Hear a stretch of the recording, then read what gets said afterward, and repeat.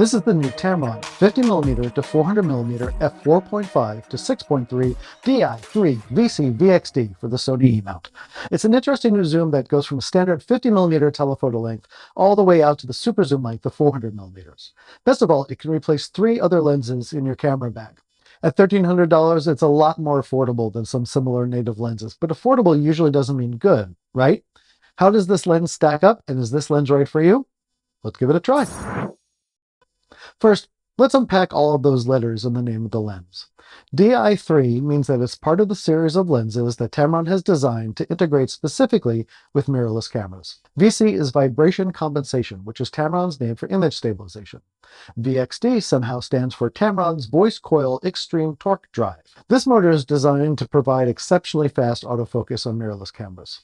And of course, as the name says, you get a maximum aperture of f4.5 at the wide end and at f6.3 at the telephoto end. This lens is surprisingly small and surprisingly light. When it's extended, the lens is about 13 inches, which is around 330 millimeters. On the barrel, you find a programmable focus hold button and controls for the image stabilization modes. There's also 3 custom switches. The focus length ring is smooth. It's about halfway between the smooth and tight setting on the Sony 100 to 400. The throw of the lens, though, is pretty short. It's only about a 90-degree turn to go from 50mm to 400. So the Tamron 50 to 400 is a really interesting idea. Most super telephoto lenses don't even bother with anything wider than 100mm. They're all about reach and getting shots in the distance. 50mm is considered the standard telephoto distance. It's the focal length used by portrait photographers to get a pleasing photo of a face without distortion of the subject. So 50mm is one lens that you don't need if you're shooting with the 50 to 400mm Tamron. Okay, most high-end 50mm lenses have super fast aperture like f2.8 or f1.8, even f1.2. This lens only has a maximum aperture of f4.5, which means you'll want to get more distance between your subject and the background to get the same bokeh effect of a high-end 50mm that has a wider aperture. 85mm is another focal length that's used all the time by portrait photographers, and with a zoom range of 50 to 400mm, you get that beloved 85mm focal length in this lens as well. That's the second lens that you can take out of your camera bag. The next lens you can ditch is due to what might be the most surprising thing about this lens. It has superb macro capabilities. In fact, this is one of the best macro lenses I've ever used. I used to shoot macro with the Canon 1x to 5x lens, which was manual focus and required a flash due to the low amount of light that the lens could gather when shooting. The images were great, but what a pain in the ass to use. This lens doesn't focus as close as that Canon lens, but it focuses very, very well, thanks to excellent close-up autofocus. When Tamron announced this lens, they talked about the half macro focusing capabilities at 50mm. So half macro means that the image that the lens projects onto the sensor is half life size. If a bee is 1 inch long, then the image on the sensor from this lens will take up a half an inch of sensor. Couple the Tamron 50 to 400 with a high-resolution camera, and you end up though with images that can easily be cropped to life size or bigger. Taking photos of a pollen-laden bee with the manual Canon lens I used to shoot took hours of standing around a flowering bush and trying to move forwards and backwards to get the focus right. Most of the time the bee would fly away before I focused. I have all kinds of pictures of bee feet out of focus in the distance. With this lens though, the autofocus locks on instantly, and the result is bee after bee in sharp focus. It's even possible to capture this little bug on a flower and get its eyes in focus. I mean, this is amazing.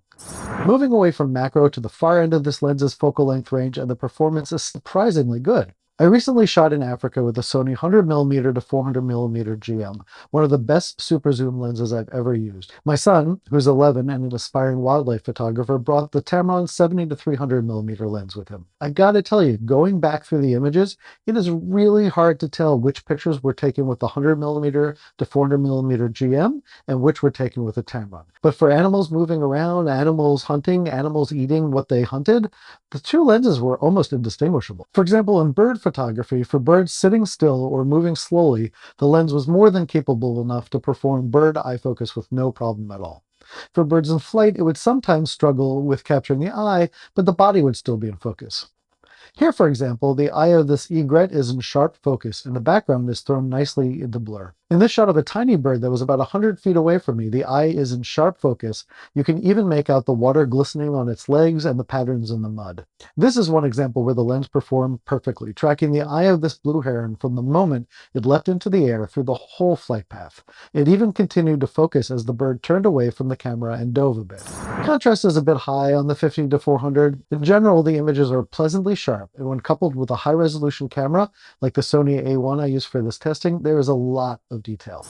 For a long time, companies like Tamron and Sigma made some really cheap lenses. I don't mean that negatively. When Canon and Nikon had dozens of lenses in their SLR lineups, the only missing niche for these companies was the super affordable lens.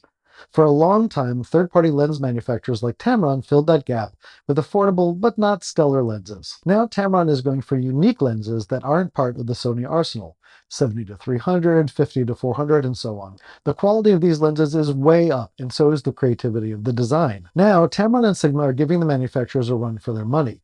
Not only are they challenging the giants, in some cases they might actually be making their lenses.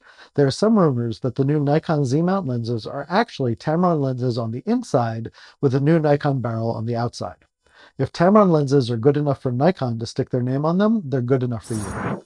There's a focal length lock on the barrel of the lens, but it only locks the lens at the 50mm setting.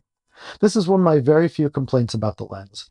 If you've got the focal length dialed in and you want to hang the camera over your shoulder into the next shot, the barrel is going to creep. If you don't want it to creep, you have to change the focal length back to 50mm to lock it.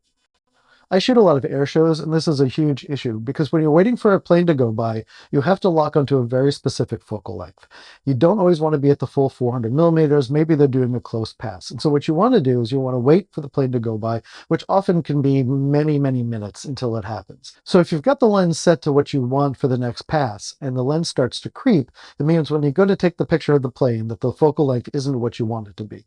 If you move it all the way back to the 50mm locket, it means as the pass starts, you have to go and try and find the right focal length again. This isn't going to be an issue for every photographer, but the ones that do face this are going to find this problematic. There were also a couple of times where I could hear the lens focusing, but I never got it to do it again when I tried, and I certainly couldn't hear it when I was recording video. I don't think it's a problem, and I'm not sure it's actually something that is inherent in the lens. It might have just been a weird connection between the lens and the body. I took the lens off, put it back on again, didn't hear it again, but I have to mention it because I heard it while I was testing. So let's wrap this up. The Tamron 50mm to 400mm lens for the Sony E-Mount is a really good lens. It's not the best super zoom lens ever made, but it's not designed to be. At this price point though, and with the addition of macro photography to the super telephoto range, it is a hell of a deal. If you have $1,300 and are looking for a great super telephoto lens that does mixed duty as a macro and a portrait lens, this is for you. I specifically recommend this lens if you're a photographer or a videographer on a tight budget and you're looking for a really wide range of focal lengths. If you want more information about this Tamron lens, I will have Tamron's information down below in the show notes. This is Dave Tries This. I'm David Schloss. Please don't forget to like and subscribe below. Click the bell, give me a call, write me an email, whatever you'd like. Thanks so much for giving this a try.